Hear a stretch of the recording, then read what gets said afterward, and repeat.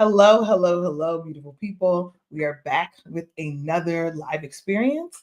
Career Gems for the Journey Live with Leah C. Murphy. I am Leah C. Murphy, and I am thrilled to be able to welcome you guys here today. And I want to make sure that we do our housekeeping. Who is with us live? Anybody who is with us live, please do drop your city in the chat. I will do my best to keep an eye on the chat and the comment section so that I can acknowledge you, shout you out, welcome you into this experience. We are always thrilled for folks to be able to join us live, to carve out time in their day, to be able to catch us at 12 p.m. Eastern Standard Time. But for those who do not have the opportunity to join us live, we also love that you all are listening on the replay, because we love that for you, that you're taking the time to be able to invest in yourself and you're going back to make sure, which was the last live that I didn't see. Let me make sure I click on that. And that you have been sharing these lives. So we're streaming live directly on LinkedIn, and we're also streaming live directly on YouTube. So we appreciate all that, the things that are happening behind the scenes. And for those of you who have been riding with us for a while, we welcome back. We welcome you back. And for those of you who are joining us maybe for the first time, because there have been quite a few posts coming from different platforms. We've gotten tagged in a number of things lately, all good things, thankfully.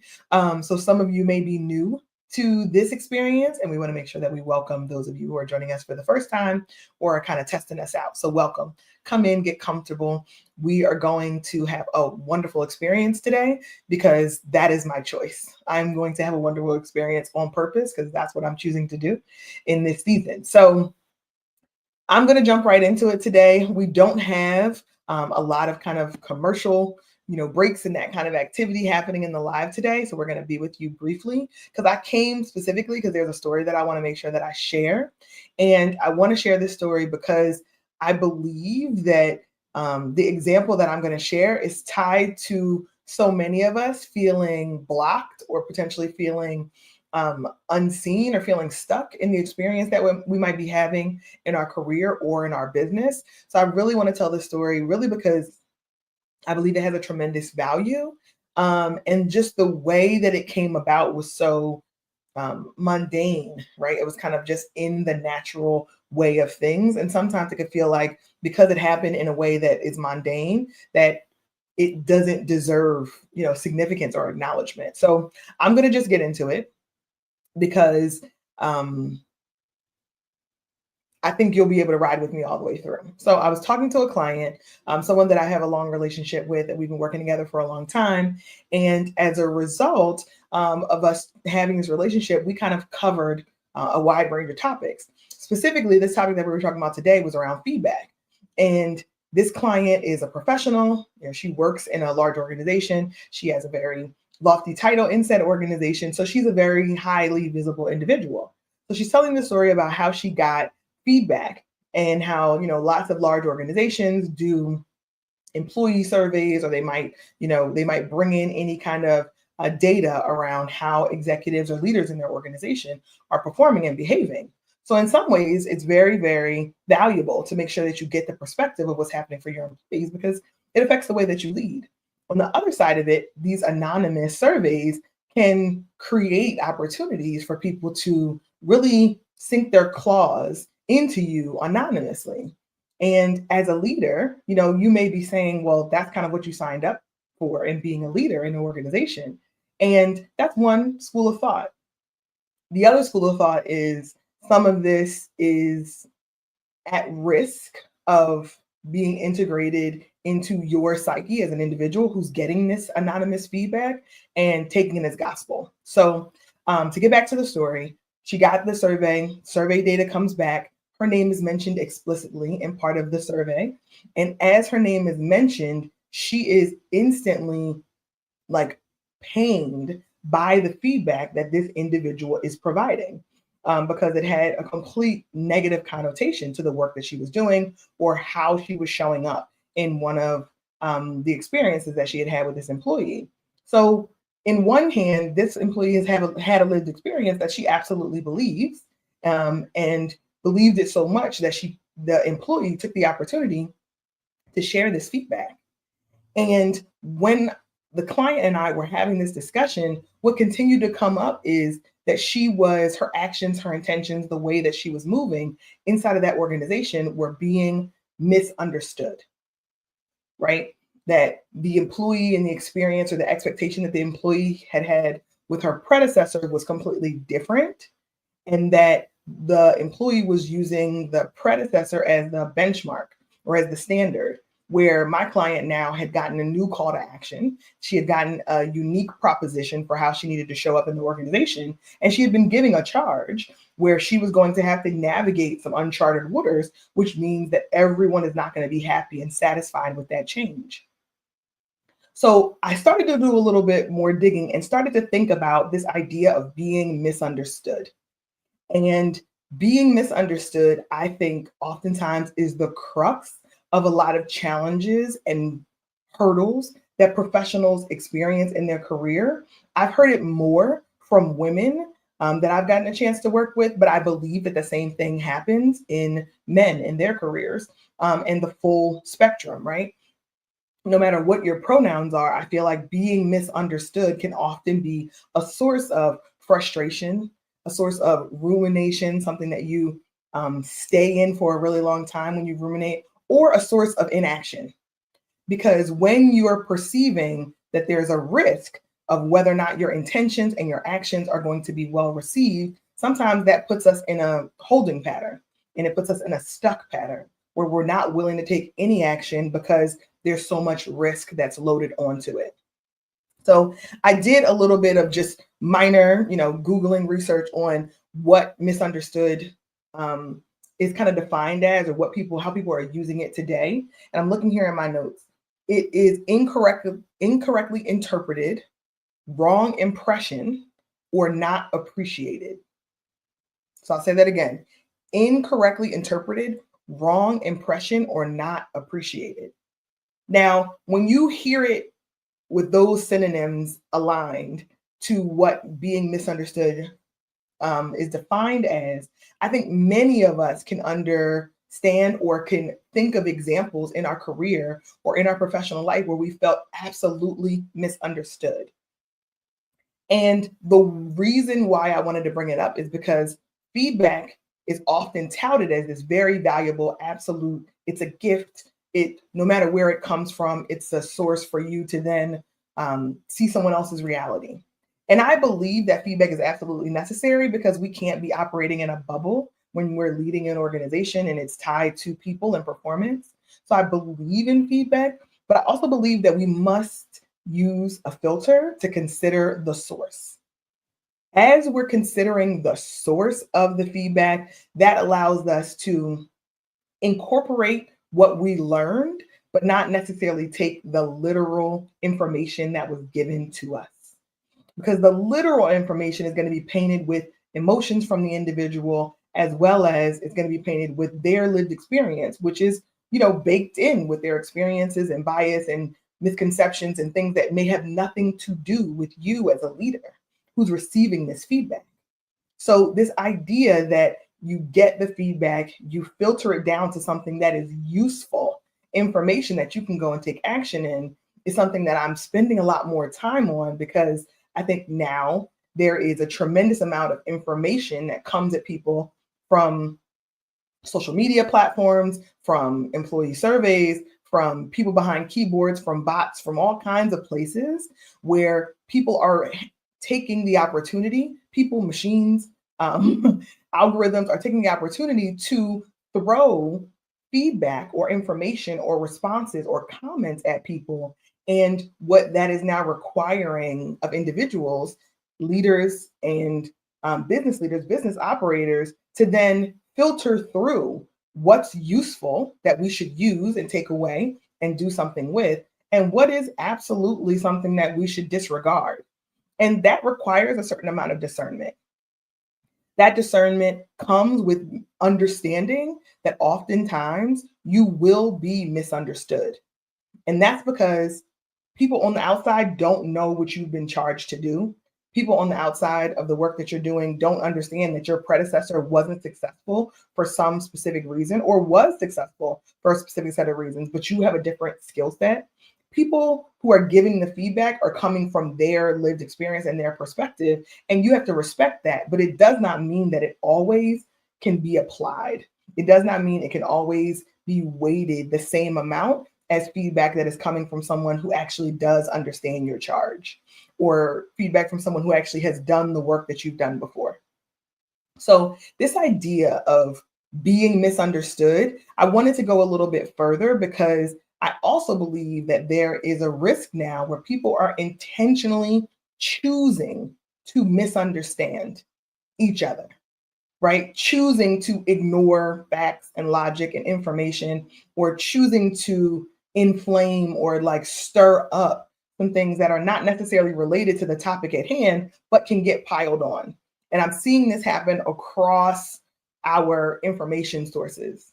So, this idea of choosing to misunderstand people, I believe, is a tool that can be a tremendous distraction, because many people will spend a lot of time, effort, and energy trying to write the record, trying to align someone to their similar understanding, or to bring them to their same side of an argument or an issue or a decision or a business choice. And oftentimes that time, effort, and energy is not well invested in someone who is choosing to misunderstand you. So there's a difference between having to work to influence within an organization because there are conflicting interests inside of an organization, right? There's product quality, there's cost, there's sales, right? Those are three different parts of an organization that might have conflicting objectives. So you have to learn how to influence others in your organization based on what their needs are, based on what their priorities are, based on what their objectives are, based on what a common objective that you can find common ground on. That's different. That's working to influence. That's executive communication. That's a necessary skill that my organization teaches, and lots of other organizations will help you build a muscle in, so that you can be a more effective leader in the organization that you choose to give your skills to.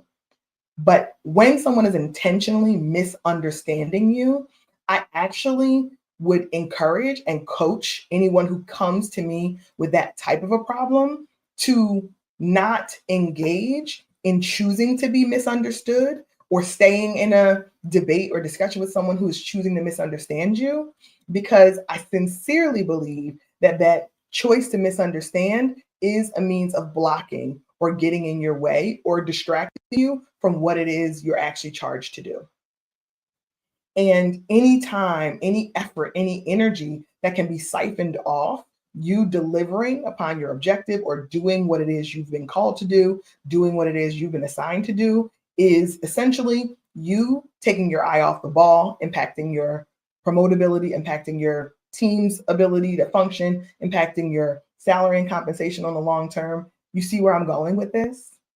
So the intention here is to be able to increase our own discernment for when someone is intentionally misunderstanding and weaponizing their lack of understanding for what it is you're trying to do, or even your how in your style of communication.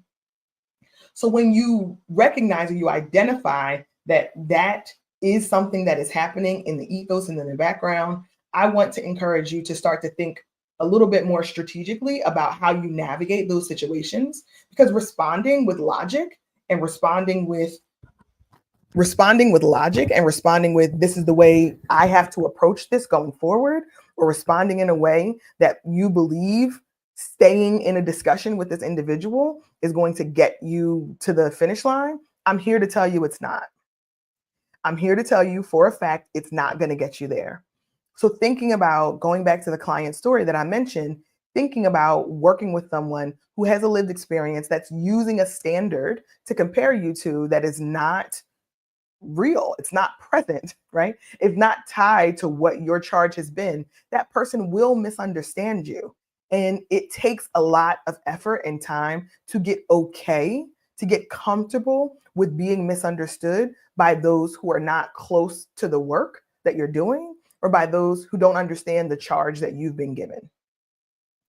And I'm seeing time and time again, if we could spend more energy on focusing on our objectives and not trying to bring detractors or non-believers or those who are completely on the other side of your organization, if the goal is not to make them understand, then you can expend that energy on something that's going to be much more valuable to you. So this idea of investing your time and energy on things that are going to be valuable to you, valuable to your organization, comes full circle as you lead a business, as you lead a team, because sometimes that misunderstanding is deep within your own organization. That choosing to misunderstand, that could be an individual on your team, it could be a peer, it could be someone who is in your vertical, who is more senior to you. That is not something that you can avoid at all costs. So investing more energy in building coalitions and relationships with people across the organization or across your network that do understand your charge is a better investment in time than trying to convince someone who has already decided that they don't want to understand, or they don't want to give you the benefit of the doubt, or they don't want to give you an opportunity to prove out what you're doing so that they can see a result, because they're just not aligned from the very beginning. And they're continuing to stay misaligned, and logic and effort is not going to sway them. So I'm here to tell you that many of us are navigating the roadblocks and the barriers of being misunderstood in the workplaces that we choose to give our time to. And I'm absolutely here to make sure that you understand that the more energy you give to people who are choosing to misunderstand you, the less energy and effort you're able to invest in actually delivering against your charge. And it is easier said than done, right? I'm well aware that it's easier said than done to allow people to misunderstand and allow people the time and space for their opinions, because oftentimes we've been convinced that we need to have everyone in alignment and everyone agree and hold hands in some of these consensus-driven organizations. And that is a part of learning to influence. But to get to the idea that 100% of the people in the organization are going to align with where you are and your methodology, your how to get there, is just unrealistic. And I want to take the burden off of individuals for feeling like the bar is 100% of the people in the organization have to understand and be aligned. That's just not so. You need to understand and be aligned. Your manager needs to understand and be aligned. Your team needs to make sure that they are in alignment, even if they don't fully understand at this moment in time. But others in the organization are optional. So when I think about stakeholders and stakeholder management, this is like the crux. This is the real intersection of stakeholder management, deciding who you expend all this extra time and energy to bring on board to support the ideas or the work that you're doing versus who you allow to misunderstand by their own choice. And then let the results speak for themselves. Now, when those people become barriers, because some of them will, some of them are in positions of power, some of them are in positions of influence, that's when it's important to have sponsorship and air cover and other advocates who are in the organization to help to stifle or to help to dam any water that they're going to send your way that might further limit you. So I want to make sure that first we think about being misunderstood is something that all of us are navigating constantly, because there's a people impact to being incorrectly interpreted, having the wrong impression, or not being appreciated. There's a people element to that. And I understand that people inside of organizations are what drive culture and what set norms for behavior. So if we can now understand that being misunderstood is just a part of our process, then that gives us the freedom to then exert the energy where it is going to be well invested to operate and live in our own authenticity, because we are operating from a place of our own values, ethics, and aligning the charge that we've been given in the organization that we're giving our time and skills to. And then lastly, this idea that people who are choosing to misunderstand, people who are choosing to give you feedback based on context that you are not aligned to, then you have to appropriately put that where it belongs. I'll close with this. I use an analogy around feedback, and it goes back to something that I'm personally very connected to. I talk about it like trying on shoes. Sometimes you go to the store, you try on the shoes, You like them, they work, you get them home, you try them on with whatever it is you're going to wear, and you decide it's not a fit. It doesn't work for me. I thought it would work. It doesn't now. So I'm going to make the choice to send it back to the store or to return it. And I think about feedback the same way. You get the feedback, you filter through, you make some decisions as to whether or not it is applicable for you. If it is applicable, you go and apply it. If it's not, you disregard it or you move it out of your way. You don't stay in an environment or you don't stay in feedback that is not going to help you get towards the charge, the objective, the goal, the business deliverable that you're accountable to. Because there will always be people who choose to misunderstand you. And maybe they're the 20 for the 80. So understanding that gives you a chance to take some of the restrictions off yourself as a leader, to spend all this time and energy trying to get everyone to say yes in the way that you see it, to meet you where you are. I'm here to tell you that some people will choose to not meet you where you are. And I'm also here to tell you that being misunderstood is a part of being the first. It's a part of being the only in a lot of these environments. It's also a part of being innovative. It's also a part of doing something that people have never done before. And that is what most of us are being asked to do in business, not to stay the course and do what we've already done, because then you don't need to hire, extremely talented people to sustain. But if you're looking to grow in your organization and you're looking to create transformation and innovation, you have people that are going to be charged with something that is significant, and they will be misunderstood. So if you're a business leader, if you are in a position of influence and you are hiring people and bringing in external talent and external expertise, please also invest in air cover and support for those individuals when the feedback comes. Give them a chance to have some support and allow the feedback to be what it is, because it's someone's lived experience, but not for it to be applied as gospel, because that's where the risks come in. So I absolutely think that this is a topic that we're going to bring into the Career and Care Summit.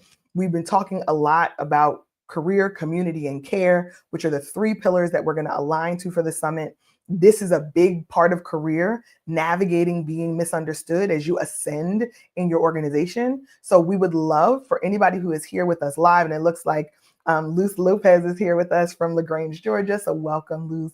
We're excited to have you here. I appreciate always some of the folks that I've had long-standing relationships with from my professional career joining and showing up for Gems for the Journey Live. So I appreciate that. And we would love to have anyone who is under the sound of my voice join us for the Career and Care Summit. It's March 15th, 2025 in Philadelphia. We will be there in person. We will absolutely have a transformational experience. You guys have started to see some of the speakers that we're bringing, and it is hot fire.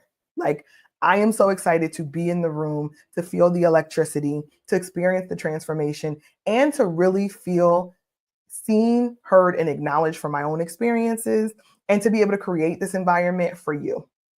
We will have first of its kind career, care, and community all discussed and covered under one roof. We will have thought leaders and subject matter experts in their respective discipline tied to health and well-being, as well as those who are talking specifically about career and how to navigate career. So we are thrilled to be able to bring this to life, and we are still actively selling tickets. I'm going to give you guys a disclaimer. Our ticket sales jumped significantly over the past couple of weeks. So we think that the tickets will be selling out soon. So I don't want you to miss the opportunity. Head over to our website at gemsforthejourney.org/events-list. I'll drop the link directly in the comments for this video so that folks can just click the link to run over and grab your ticket. If you can't be in Philadelphia yourself personally for the summit, you can gift a ticket to someone else. You can sponsor a young person. You could also sponsor a single mother to attend the summit at no cost to her. So even if you can't be there in person, you can give the gift of participating in the summit. And we absolutely want everyone to be able to experience the summit regardless of cost. And we don't want cost to be a limitation. So if you can give that gift of sponsorship to that individual, it would absolutely change their lives. And we believe transformation that they would experience in the room is one that's going to be palatable. So, or palpable, not palatable. So we're looking forward to seeing you on March 15th in Philadelphia at the Career and Care Summit. Grab your ticket today and we will catch you on the other side. We will see you next Tuesday at 12 p.m. Eastern Standard Time. It looks like Dr. Rita Roberts joined us. Welcome, Dr. Rita. Always excited to have you here with us today. So man, people are joining. The live was popping today. So love for people to join us live. Also love for this to be on the replay. If this resonated with you, or you want to share this with someone else because you believe they may be navigating a season of being misunderstood, please do share this link with them. I believe this topic is something that is not well discussed, and I would love for us to make sure we have resources and expertise in these areas that can be pain points for our career. So looking forward to seeing you all next Tuesday live at 12 p.m. Eastern Standard Time. Until then, I appreciate you for riding with us and make your journey work for you.